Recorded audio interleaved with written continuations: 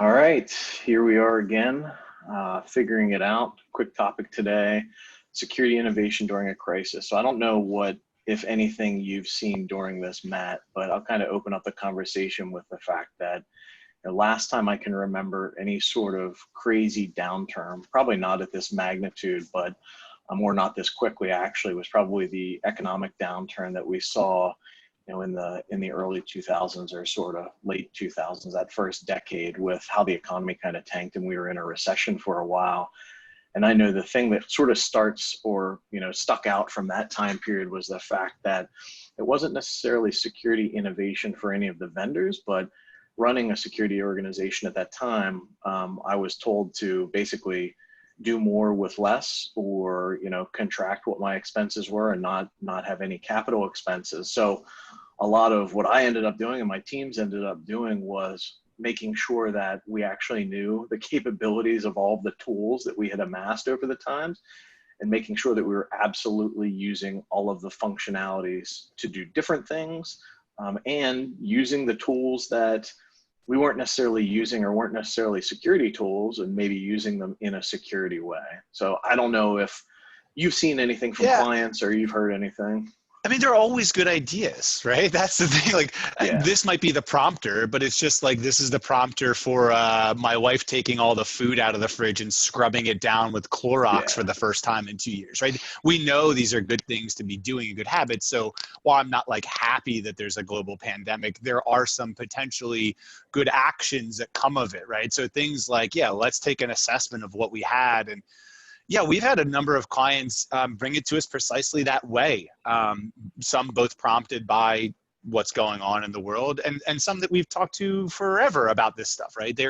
You hear a couple different phrases, one throat to choke, right? Like I have 25 different vendors and I want to consolidate. And sometimes that involves us, and that's, yay us. And sometimes it's just us providing input and guiding that process, because you don't want to snip vendor A if they're providing a critical function that's working well and in budget, right? Yeah. So Yeah. necessity And is the mother of invention. We got to get creative. I think sometimes what we end up seeing, especially in the assessment work or the feedback that I've seen come back from consultants sometimes, is that, and I guess one of the cool parts about doing professional services is that you see how other people are solving the issues, right? So, just as an example, if somebody's doing their risk assessments utilizing Microsoft SharePoint, because SharePoint's been the platform for, in-company communication or just as a repository, and then all of a sudden they realize that they can build a list and have their own risk assessments internally done and shared that way. And they're like, oh, well, instead of buying, potentially another piece of software or a platform, at a rudimentary level, they can get something in there that they can utilize to be able to do tracking on vulnerabilities or their own risk. And I think that's the stuff that I know when we tell clients that type of stuff, it was like, oh, well, so-and-so did it this way. In terms of implementation and cost, it really is like the resources that they have or the time that they have into putting something like that in place. And they look at the solutions that are already in place and they're like, wait, I don't need like, a special new software to be able to do this specific thing. It might not have all the features and functionality, but I can actually accomplish this with the tools that I already have. And I think that's where it's not, there's not any mind-blowing innovation that I'm seeing, but I think it's, how can we guide people, or how can security departments take a look at what they currently have and like, well, let's not add to the mix, let's just repurpose what we're doing, or look at total functionality of our tools and the resources that we already have. And let's explore a little bit about why that's probably true. I don't think we can be definitive, but I'll take it. GM is retooling a factory to produce ventilators. Yeah. Okay, so we don't have the problems in InfoSec. These are not necessarily new problems. Like, that's a new problem to GM. They've never made a ventilator before, so they have to go through all the steps to develop to produce a ventilator.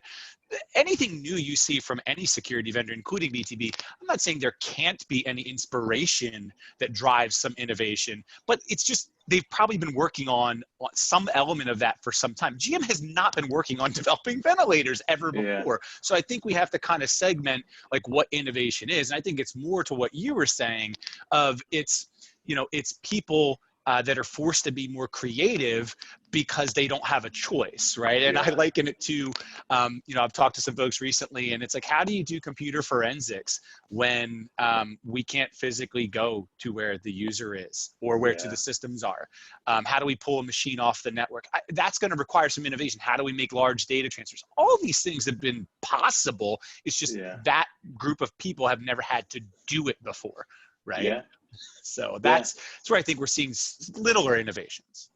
Yeah, I honestly am just kind of taking it all in, and you know, I've started to ask some clients that I've talked to, it's what are you doing differently now? And I mean, of course, everybody kind of jumps to like, well, everything's remote now, right? So the remote workforce is where everybody's at. But then the second part is, you know, if this goes on for much longer, what are you going to have to change in terms of spending? And, you know, what are you seeing in terms of how you're going to change security operations or what your projects are so that you can maintain the level of security that you have with the resources that you currently have?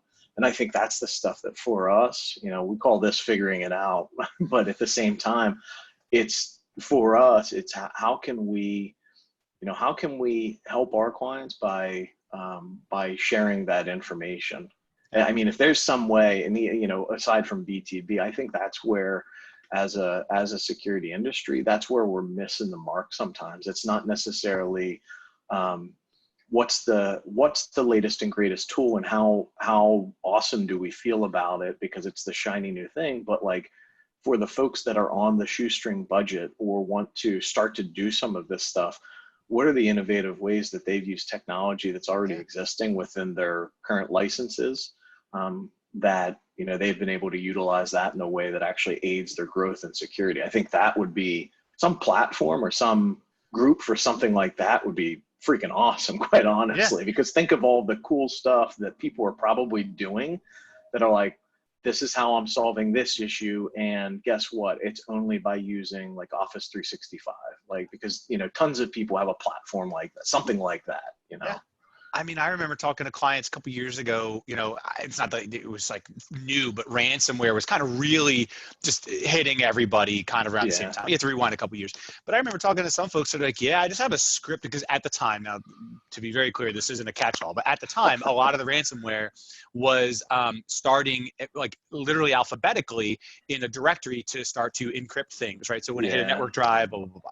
So what they were doing is had some kind of cheesy PowerShell, you know, internal monitoring setup. They created a whole bunch of dummy directories, and the second there was a change to those directories, they knew it wasn't legitimate, right? So I'm not prescribing that as a cure-all, but in that moment, that was a creative innovation that solved. That's a creative way to you know, catch something that they noticed. And I mean, does it turn into something bigger? Probably not, but you know, that, and I mean, who knows if you upgrade, like, does it break that script? So there's all those caveats, but at the same time, it's a good, you know, it's a good finger in the dam. Like, this is going to stop this particular thing that we're noticing.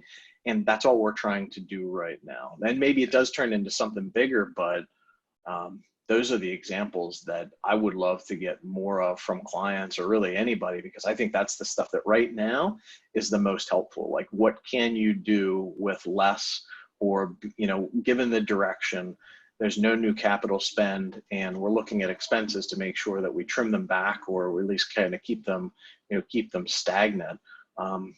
And I don't know, maybe we'll get feedback if we post this video on it, but I think that all is... 3 people that watch this that aren't BTB employees, you know, please reach out to Ron or I, and, you know, let us know. But seriously, I think that's a good kind of takeaway from here, and a good way to kind of move towards the conclusion of, hey, world, you know, what are you doing in your little environment? You know, I say little, in your microcosm, right? How are you addressing this stuff? Because while we got a lot of cool stuff that we see and our team sees, we don't have every answer, and you've certainly done something, right? So no, cool. Well, listen, thank you for kind of talking through that. Hopefully maybe we get some feedback on this stuff.